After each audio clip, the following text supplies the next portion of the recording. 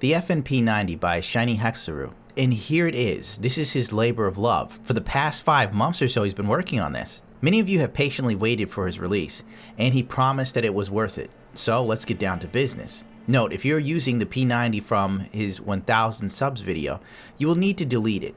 Go into the game save and then install this mod, or you will get a duplicate mod in the workbench, and you don't want that, do you? Also, if you've already killed the raider boss in your game, and you still want the legendary, best chance is to respawn them and kill them again, so they will drop it. So do not use the Barska scope. It causes crashes to desktop on fast travel, and he can't seem to figure out how to fix it. It will be removed soon. The FNP90 was designed by the FN Herstal, and just coming into use at the time of the war. The weapon's bullpup layout and compact design make it easy to control. The durability of the P90C is prized for its reliability. The high fire rate in a rigidly compact package. It is a personal defense weapon, built around versatility, with a high rate of fire and high accuracy at range. It is a weapon used by many factions, from the Marauders and Raiders of the Wasteland to the officers of the NCR. Apart from its representation in Fallout 2 and tactics as the HK P90C and FN P90C, respectively, the mod author has crafted this mod with an eye towards the more realistic depiction. It is intended as a replacement for the vanilla submachine gun, so no, it doesn't fire 10mm initially, and it doesn't have a 24-round magazine, but the mod author thinks you'll enjoy it all the same. You will be able to find this weapon naturally as you travel through the wasteland, in the hands of gunners, raiders, bosses, and so on. If you dislike the Institute, well, you'll find out there's also a special version in the hands of a particular raider boss, with a fiery name, and a lost sister. However, should you prefer not to have edited NPC-based inventories in your game via level lists, there is also a version with the only standalone level list integration through the installer. The third-person animations do not work in Power Armor. They use the vanilla submachine gun animations. No way around this. The mod author is sorry. This is up there with the EBR MK14, the M4 Assault Carbine. This mod is truly beautiful. The attention to detail is outstanding. There's so much here to love. It just pops. It's alive almost. The gun is so beautifully rendered that it's a pleasure to behold, in all honesty, and I'm not even a gun nut. The mod author spared no time or expense putting so much effort into this, and as you can tell, it is a labor of love. 5 months of his life was dedicated to creating this fantastic, lure-friendly P90. It's surprising to see stuff like this often. It makes me glad that I'm capable to partake in modding, honestly. Mods like this remind you as to why you're gaming on PC. This is the reason for it.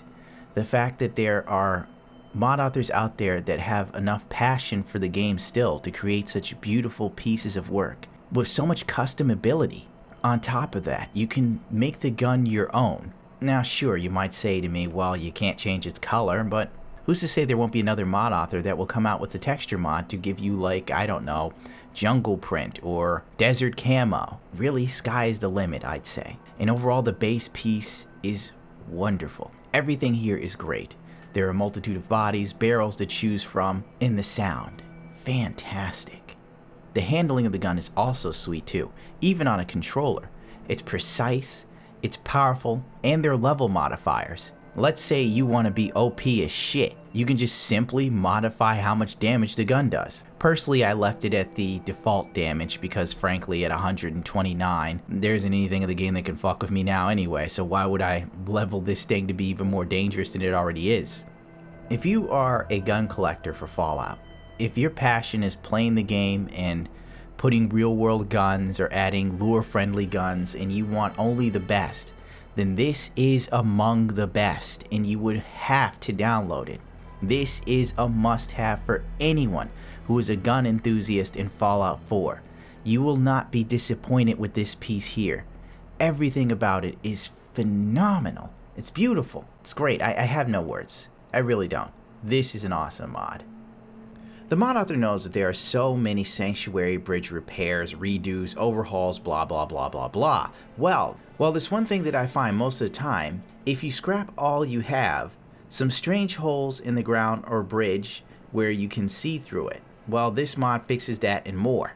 Now what you get with this mod, a sexy sanctuary bridge, a usable bed under the bridge if you just want to take a nap or two with dog meat. Retaining walls redone, terrain fixed to work with the new bridge, so if you scrap no invisible bridge parts. Correct the nav meshes on the bridge. Dead drifter still on the road, so you can gear up in that oh so cool drifter outfit. Build collision on the bridge all the way to the edges of the build zone. The mod author thinks that's all for now.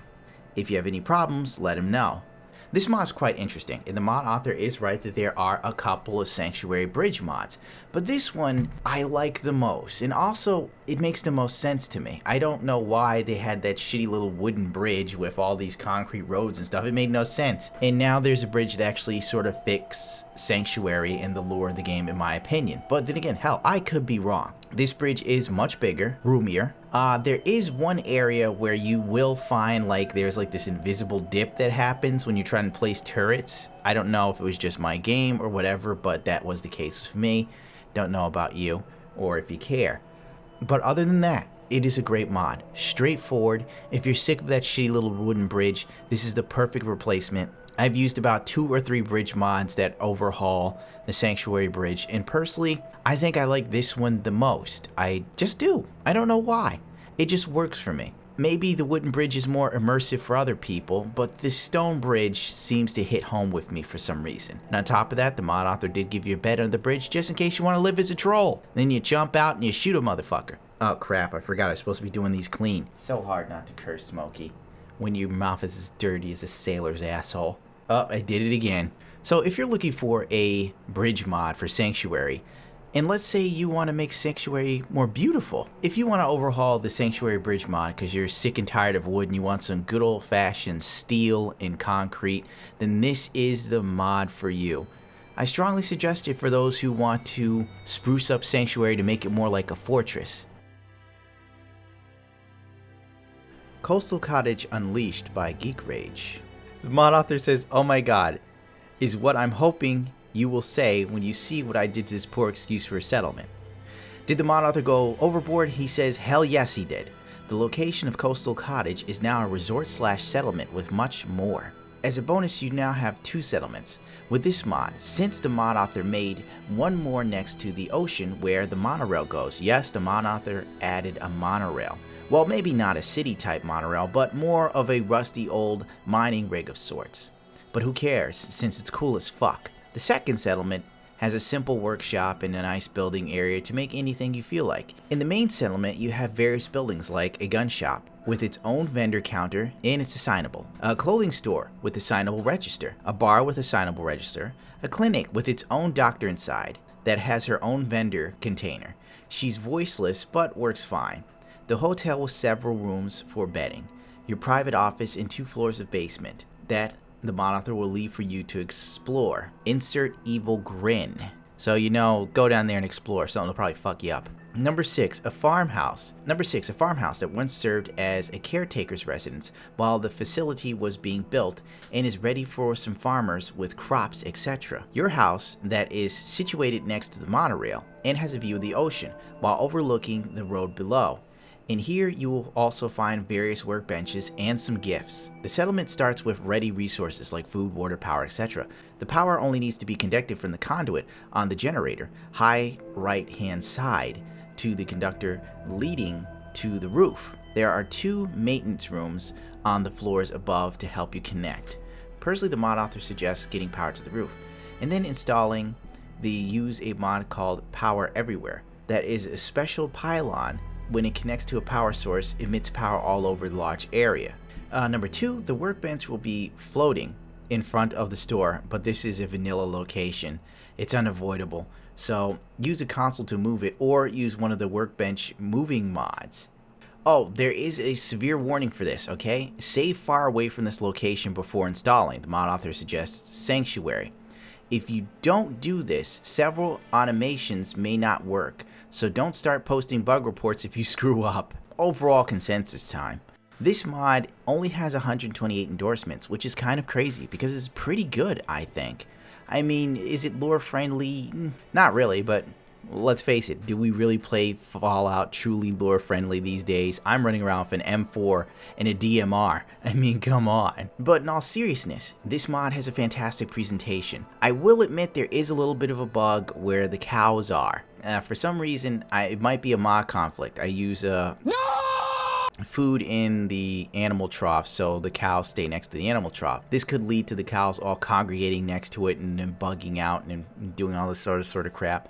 That could be it. But other than that, I can't say that there is anything too drastically wrong here or off-putting. It's probably one of those mods that I feel could use a bit more exposure, because frankly it's not bad. And oftentimes while playing Fallout or Skyrim, we're prone to adjusting the world to the way we'd like it to be, to fit our own aesthetic needs, choices, or beliefs, or interests. And that's the whole point of modding your game to your own personal taste. And I feel that there are a lot of people that would love this mod.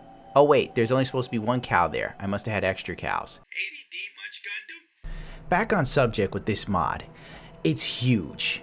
As the mod author said, he's turned it into a complete and utter resort, and that's actually fantastic, especially if you want to build your own sort of special settlement with all your sexy female followers, if that's your proclivity, or your hot guy friends, whatever you choose. This is probably the settlement for you in that spectrum.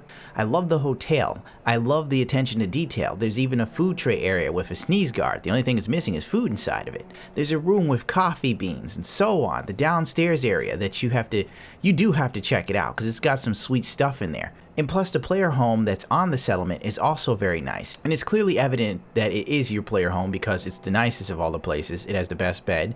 It has the power armor inside the basement. I don't know if I'm supposed to tell you that or not. And there's this awesome emblem on the front with two guns, you know, like cross sabers. So nothing says badass like that. There's also a key to use the monorail, so keep that in mind. Where's the key? I don't know. I couldn't find it. So you better Google it or console command it in. This mod is so big, it was hard to get everything fit into the video in a small incremental little piece.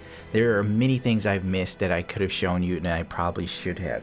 The fact that you can place NPCs on storefronts and buildings is great, and even like the storefronts themselves have their own little apartments too. So it's like the NPC has their own home. There's so much detail here. It's staggering. It's awe-inspiring. I think the mod author did a fantastic job here, and it is worthy of praise and notice. This is a great mod, and I recommend it for anyone that's into having a more beautiful settlement. If you want to recreate society, this is it. Like, this is one of those settlements, especially for those players that took Sanctuary and restored it to the original Sanctuary before the bombs fell.